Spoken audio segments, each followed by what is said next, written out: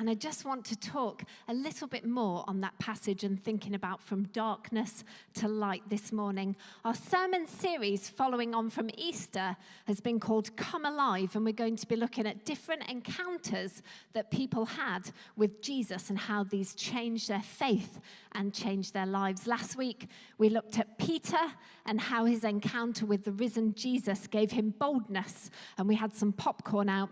Today, we're looking at the encounter that Paul had with Jesus and how this saved him and moved him from darkness to light.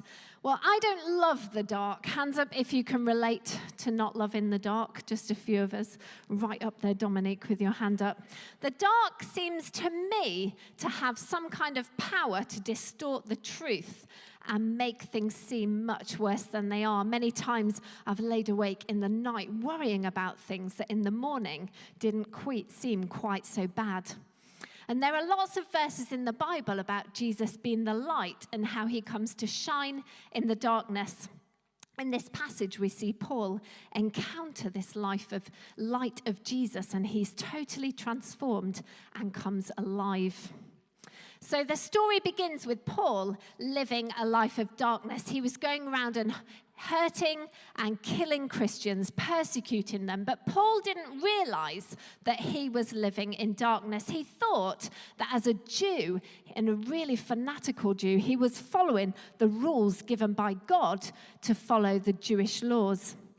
He was living a life of darkness, but he didn't realize it. And at the beginning of this story that came on the screen and in the Bible reading, we meet Paul going on a journey to Damascus to find more Christians and to carry out more of this work, to persecute more people and to do more dark things. But on his way to Damascus, Paul encounters the light of Jesus. Well, in the building this morning, the sun's just coming out and it's starting to feel light. In fact, Neve was wearing her sunglasses. Sometimes we find people in this building, it's so light, needing to wear sunglasses. But here, I've got a different kind of light this morning, and we're going to use it to think about how Jesus met Paul with a different kind of light. The light of Jesus that Paul encountered in the story was not an ordinary light. If you look at verse 3, it's described as a light from heaven. It flashed around him. It was different and powerful and transformational. And I turned this light on earlier so it can warm up, but you might already see that it's a different kind of light. And the light from heaven that Paul encountered shows up the truth. In verse 5, we see what and who this light is. The voice says, it's Jesus. This light is Jesus who you are persecuting. So Paul thought that he was doing the right thing and living a life that pleased God. But the light of Jesus showed up the truth that he was actually living in darkness and working against Jesus. The light of Jesus showed up the truth of Paul's life. Well, I've got this grossed everyone out in the office this week. I've got some glow germ gel here. And this light here, when I put this gel on my hands, it shows up the truth of what's actually there. So I'm going to pop a bit on. Feel free if anyone else wants to come and have a little look as well. You can put some on your hands. Just pop a little blob on here.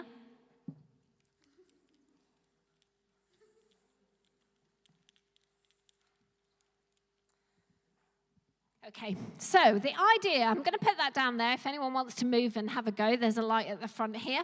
The idea is that this light shows up the truth of what's on my hands. Now, my hands are always quite hot and sweaty, so in theory, you can see absolutely nothing on my hands, but you probably can see a little bit of white stuff.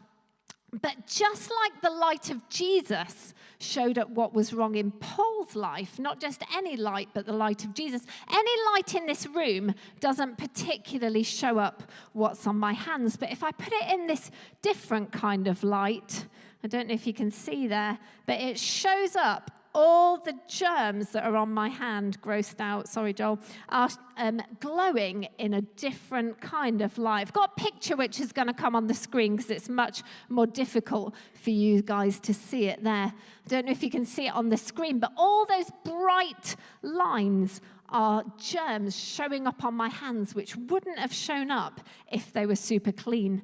The light shows up the truth of what is there, but what we couldn't see before. And we're invited to allow the light to show us what's wrong in our lives and then come to Jesus and be transformed.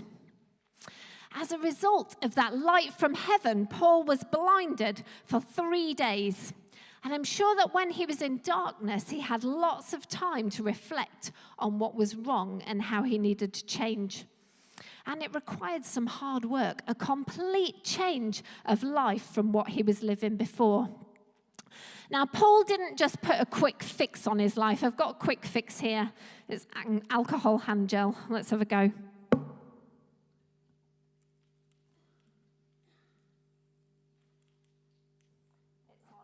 Here we go.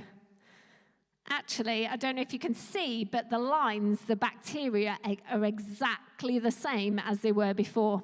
A quick fix on my hands has not sorted anything at all out. It's exactly the same as it was before. And Paul didn't just put a quick fix on his life and maybe stop killing people but put them in prison instead. Or maybe he could have just kept quiet and melted away into the background. That could have been a quick fix. Or maybe he could have just said, I'm just going to do this in secret now and I'm not going to make such a big difference. He didn't just put a quick fix on his life. He completely changed and was a different person to what he had before. So what we really need is the light of Jesus to change us. Got a bowl of water here, just about fit on the table as well as the light. And I don't know if any of you have done some proper hand washing, but it takes a really, really long time. I had to read the sign in the office here to do this.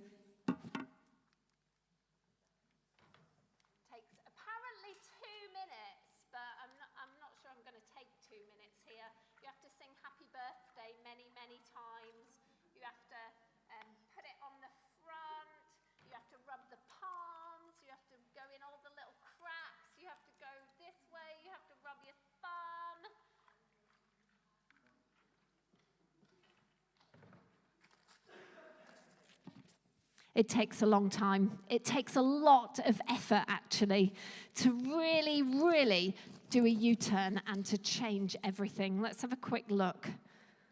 I have to say, because I rushed it, there's still 2 spots there, but in general, there's nothing there. Let's have a look at the picture that took earlier. You can still see the purple light, but you can't see any lines that are glowing UV. It takes a lot of effort. Paul would have lost the respect of his peers, the people that he worked with. He would have been isolated, and he would have lost his friends.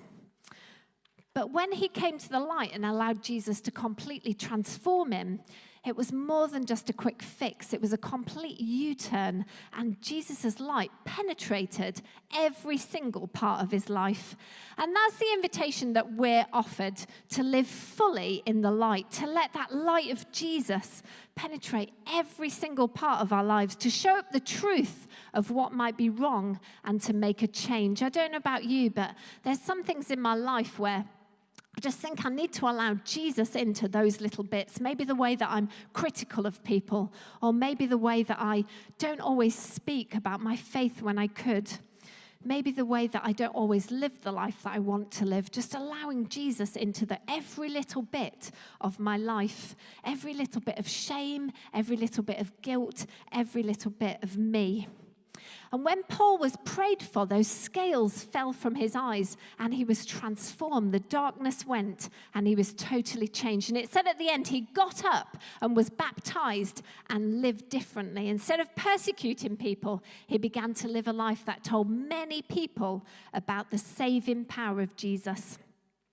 So Jesus offers all of us the chance to come to him and be transformed. The light of him in our lives can put his finger on the things that are wrong, the things where we might have those UV lines showing up, things that need changing. Maybe the way that we act at school, maybe if at school we act differently to the way that we act when we're at church. Maybe the way that we relate to our families, maybe the way that we conduct our relationships, maybe the way that we socialize. Or maybe it's because we've never actually known Jesus and the power of his transformation in our lives. Maybe we need to come to him and say, yes, I want to follow you. So whether you've known him for a long time or whether you're just responding to that invitation to get to know him, there's parts of our lives where we can say yes to him and allow his light into all those little bits, to be completely transformed and changed by God. And the invitation for all of us is to live as children of light. I've got a Bible verse just to finish that's going to come up on the screen. This is a verse from Ephesians. And it says, "For once you were in darkness, but now in the Lord you are light. Live as children of light, for the fruit of the light is found in all that is good and right and true." I was really challenged by that as I read it, that command, that invitation to live as children of light, to step into all the truth and all the power that God's got for us, and to let him get into every little bit of darkness that might be within us.